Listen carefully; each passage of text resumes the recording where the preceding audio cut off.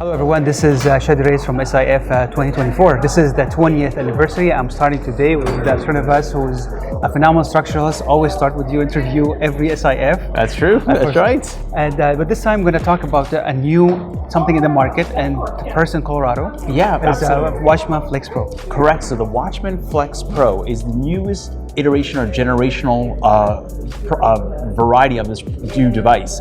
The Watchman has really changed over the last 10 years. So as we know, when it comes to left atrial appendage occlusion, there are some therapies that are available, but by far the one that's utilized the most is the Watchman device by Boston Scientific. And I've been utilizing the Watchman, for 2015, probably 8-9 years at least, and we've seen the device really improve as the years have gone on. And luckily, recently, Boulder Community Health, the hospital that I work at in Boulder, Colorado, was one of the first 2 hospitals in Colorado to use the Watchman Flex Pro commercially.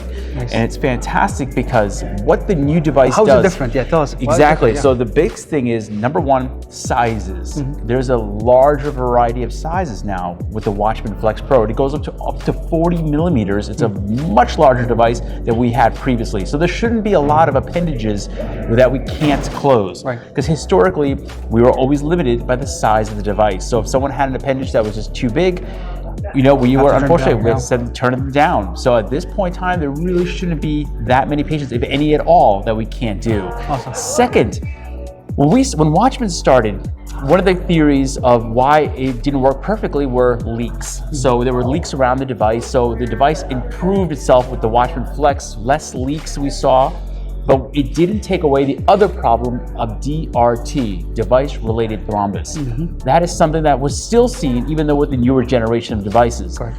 The Watchman Flex Pro, though, at this time has actually a reduced ability for DRT formation. The covering of the device itself is improved, and we are actually hopeful. Now, these are in animal models, obviously. We like to see them now in humans, but we hopefully will see what we saw in the animal models is less DRT rates on the face of the device. It's because the coating of the device has changed, has been altered, and actually it is something that is, again, favorable for us to know at this point that it is actually going to be less thrombogenic than the previous iterations of the device. And they show in live case today also that the releasing mechanism is more flat. Absolutely. So it doesn't need too much metal facing the atrium. Exactly, and there's markers in the device itself to know where the ostium of the appendages after you take the device and put it into the appendage itself. Nice. So they're making the device much more fluid, the procedure more efficient, and hopefully safer, because again, we want to reduce those clotting rates, because the whole purpose of a Watchman is to get people off blood thinners. Right. The last thing we would want to do is to have the device and have them to go back on it because of it.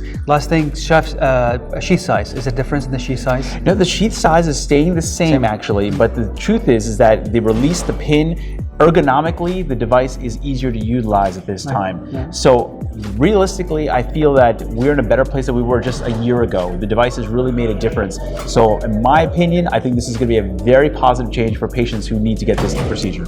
Well, thank you so much, Srinivas, for your time and for giving us an insight about this new technology. It is available on the market now. Watch these videos and others on SIF YouTube channel. This is Chadi Alraies from Arizona.